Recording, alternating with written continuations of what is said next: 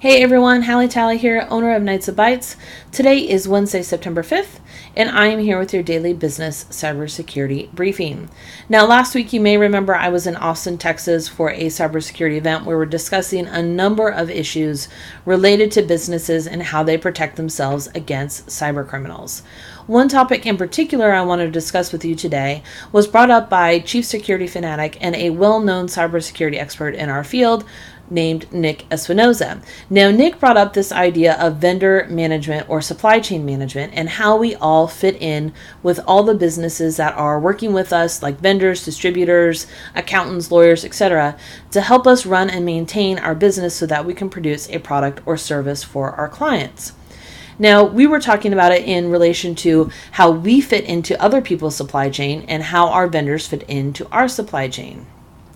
And one issue is that when people are vetting vendors, they're typically only asking a handful of questions, mainly around, does that vendor have a product or service that I need?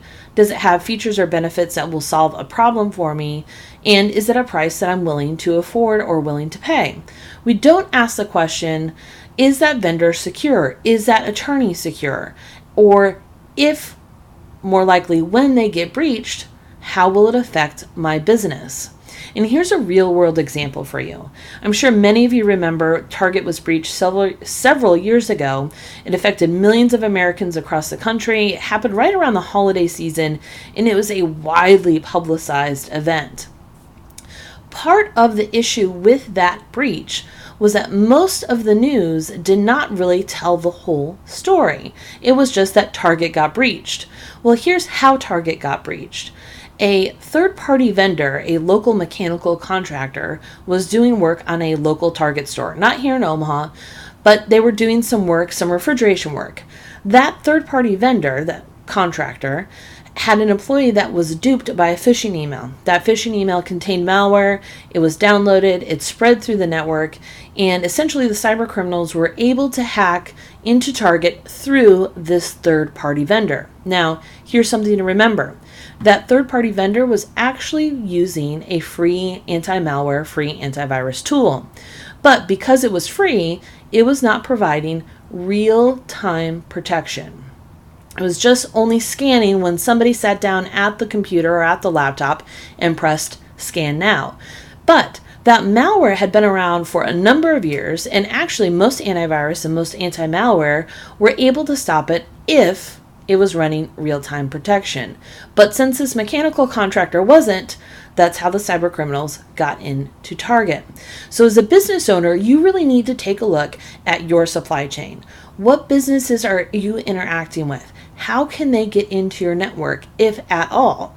Or if they do get breached, more likely when they get breached, how will that affect your business? Now, those are tough questions to ask because this is not something that we've done in the past. But I would recommend that you sit down with your IT support company, come up with a list of questions, simple questions that you can ask your vendor, your businesses, distributors, individuals, etc., that you're working with that will help you vet them when it comes to cybersecurity. Now, I know it sounds like a lot, and I understand that it is a complex issue, and I'm sure I'll be doing more videos on this, and I'm sure I'll be answering questions around this. But it is something you need to take seriously, because in this case that I mentioned with the Target breach, not only was Target at fault, but so was this other company.